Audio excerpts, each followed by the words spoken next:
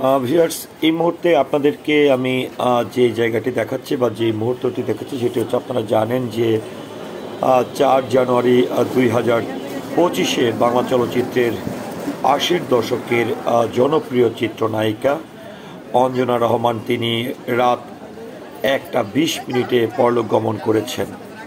তো তার এই মৃত্যুতে পুরো ইন্ডাস্ট্রি বা এই চলচ্চিত্র অঙ্গন যেরকমটা শোকাহত, সারা বাংলাদেশের মানুষও কিন্তু শোকাহত, যারা চলচ্চিত্র প্রেমী যারা রয়েছেন বিশেষ করে তারা।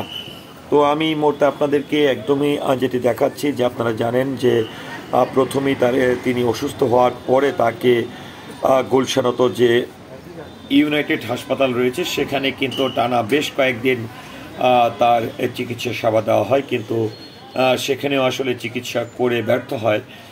তারপরে কিন্তু তাকে এখান থেকে ঢাকা শাহবাগস্থ যে পিজি হাসপাতাল রয়েছে সেখানে নিয়ে এসে 2 থেকে 3 দিন তার আইসিইউতে রেখে তার চিকিৎসা করা হয়, কিন্তু কোনোভাবেই আসলে বাংলা চলচ্চিত্রের কিংবদন্তি অভিনেত্রী, জনপ্রিয় অভিনেত্রী, চিত্রনায়িকা অঞ্জনা ম্যাডামের কোনো উন্নতি হয়নি, বরং তার শারীরিক অবস্থা আরও খারাপের দিকে যেতে থাকে। পরিশেষে আসলে মৃত্যুর সাথে পাঞ্জা লড়ে তিনি 4 জানুয়ারি রাত 1:20 পৃথিবীর মায়া ত্যাগ করেন।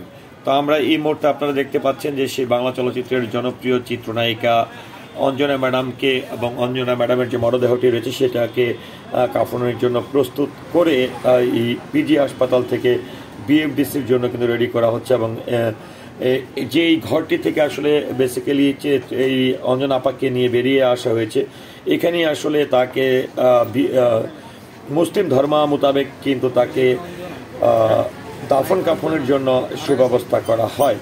এবং এই ফ্রিজিং গাড়িতে প্রস্তুত করে কিন্তু আমরা আপনাদেরকে দেখাবো যে কীভাবে আসলে তার দীর্ঘদিনের কর্মস্থল, দীর্ঘদিনের পথ চলা, যেখানে তার জীবনের সবচেয়ে বেশি স্মৃতি জড়িত জায়গা যেটিকে বলে বাংলাদেশ চলচ্চিত্র উন্নয়ন কর্পোরেশন অর্থাৎ বিএফডিসিতে আসলে কিভাবে তাকে নিয়ে যাওয়া হয়েছে সেটিও আমরা আপনাদেরকে দেখাবো। তো চিত্রনায়িকা অঞ্জনা ম্যাডাম তিনি আসলে এতই ভালো একজন মানুষ ছিলেন, যার সঙ্গে কারো কখনোই মনোমালিন্য, কারোকে আঘাত করে কথা বলা, কারো প্রতি মনক্ষুণ্ণ হয়ে কথা বলা বা কারোর সাথে অভিমান করে থাকা, এরকমটা কিন্তু তার এই জীবন দশায় কখনো কারো কাছ থেকে শোনা যাচ্ছে না।